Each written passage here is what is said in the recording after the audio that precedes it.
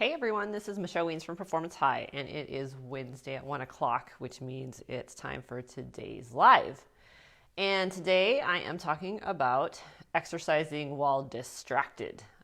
This is one of my, it's an interesting topic, right? Because everybody seems to have an opinion about this, which is great. I mean, yeah, we kind of all have our ideas about how this works and why it works and why we want to do things a certain way. So what I'm talking about is, not like, oh, I'm thinking about work. Although I guess it kind of is that, right? That's a distraction also. What I'm really talking about though is things like music, headphones. I have a low battery. Oh no, I hope that works. I'll have to talk fast today. Headphones, things like that, things that we use to literally distract ourselves from the exercise that we're doing. And there are definitely pros and cons to this. I'll go through the pros because there are some pros. Not every workout that you do needs to be 100% focused, and you need to have your head 100% there. I mean, there's certainly times when we exercise to be relaxed, to be thinking about something else, to get our mind off of things. All that stuff is valid. So, if you're having a rough day at work, or you've had a rough day at home with the kids or whatever, and you feel like, oh my gosh, I really need to get out and go get my mind off this stuff, then I can totally see why you might want to put headphones on or have your music with you and, get your headspace into a different place. Totally get that. But, so that's definitely a pro. I mean, it's certainly an option for getting our heads into a different space. But the cons are, and this is why I'm not a huge fan of it, especially as a coach, the cons are that your performance and your results from that particular workout are less. And the research shows this. I just did a blog post on this called, I think it was on Mindfulness. I think it was a Mindfulness blog post. It's on my website under the blog section if you want to read it. But there's been, a bunch of research on this concept of mindfulness, being in the moment, being in the space, and exercise, and what those results look like when you are or you aren't. And there's been a ton of, stuff done, particularly in the weight room. Just real quick to kind of go over that, there's a couple different ways you can lift. There's an internal and an external focus. External focus would be, okay, I'm lifting this weight and I'm literally lifting the weight up. So I'm moving the weight, okay? I'm moving the weight from the ground to my, from the bench to my shoulder or whatever. Whatever you're doing, you're moving the weight literally up and down. That's an external focus. The internal focus is I'm actually concentrating on and feeling and paying attention to the actual muscle that is doing that work, and feeling all of the changes and the action and the energy that it is doing in order to lift the weight. That's an internal focus. And if you can focus internally, if you can actually focus on that muscle and feel it do its work and pay attention to it and put all of your mental energy into that particular muscle, the results are pretty impressive. I mean, the studies have shown anywhere from 12 to 16% strength increases on focus if you have an internal focus versus an external focus. That's over I think it was an 8-week time frame, 2 different groups getting the same workout protocols. One was doing external focus, one was doing internal focus, and the strength gains at the end of those two months, those 8 weeks, were substantial on the internal group.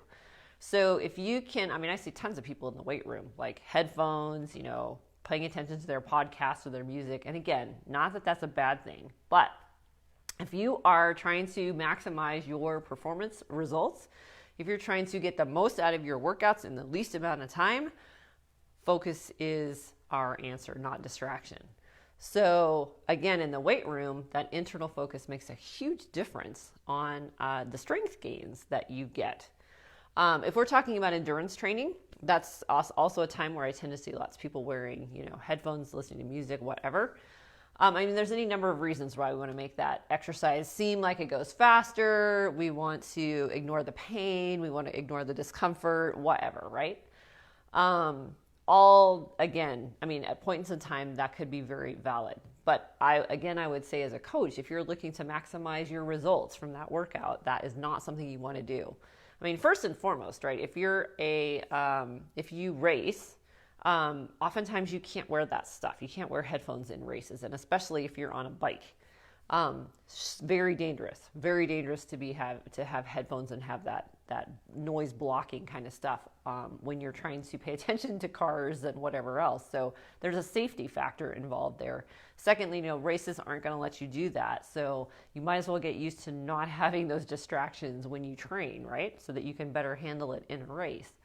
But then we come back to those performance results, and with endurance activities, things like mindfulness, where you're practicing being in the moment, you're practicing, it's things like meditation, yoga, controlled breathing, that kind of stuff, things that keep you present.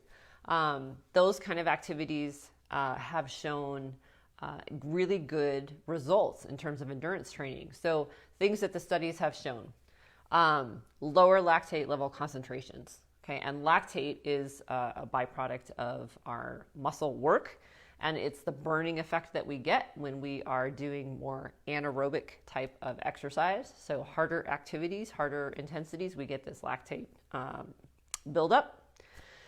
And if we have been doing mindfulness work and we are present and we are focusing on breathing and things like that, then the studies are showing that the lactate concentrations actually come down.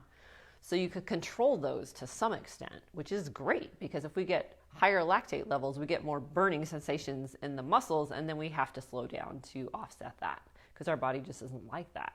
So if we can control those, oh my gosh, then you can do more with that workout and not be limited as much by that lactate. So that's one thing. I'm just looking at my little notes here. Time to exhaustion. So how long you could exercise before you actually were exhausted, done, finished. Those are lab tests that they do. Time to exhaustion is improved. So you can exercise longer before you are exhausted. Better breathing. I mean, there's different concepts or different ideas as to why the mindfulness helps. One of the things is, you have better breathing techniques. So when you are present and focused on your breathing patterns are more stable. You're able to breathe better, deeper, etc. And so anytime you improve your breathing patterns, you can improve your exercise. Your ability to go harder, your ability to go longer, whatever it is. Other things, posture. If we do things like meditation, yoga, those are all very posture based, and they tend to be very focused on form.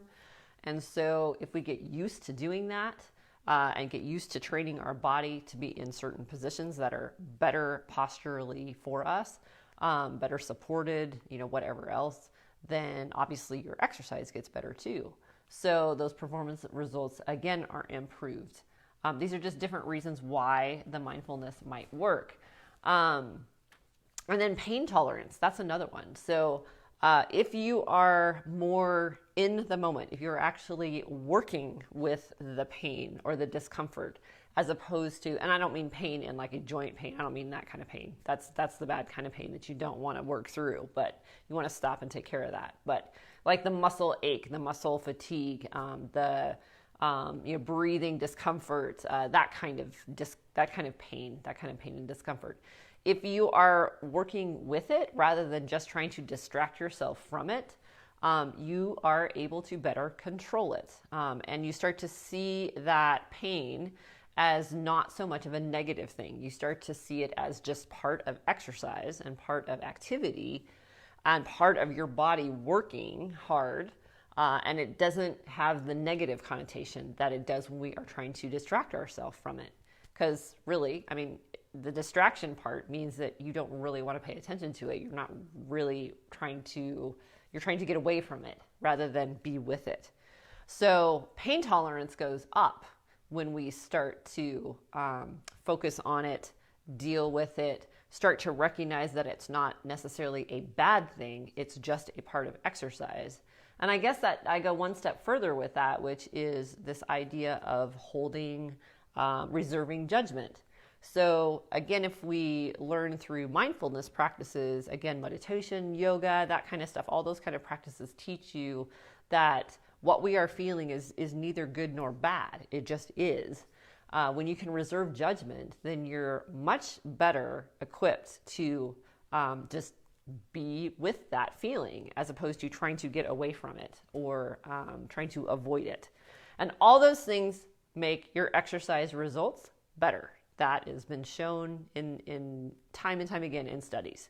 So if you're looking to maximize your time, your results from your exercise time, distraction might be something that you want to use every so often, but not the norm. You want to be present. You want to try to be with your body. You want to try to be focusing on your body. And there's lots of little different techniques that you can use to kind of do that. I use the head to toe technique. I do this a lot when I run. It's like I start at my head and I start paying attention to, okay, where are my eyes looking? Am I slunched over like this looking at my feet, or is my head up looking tall? Is my spine, the back of my head, is my head slouched forward, or is my head actually positioned over my shoulders? Okay, correct that. What is my face tension like? Am I, gritting my teeth, or am I, blowing my air out like through really tense face, or is it really relaxed and loose? And I just go down the body bit by bit by bit. And when I get to my feet, I start back up at the top and I work my way down again.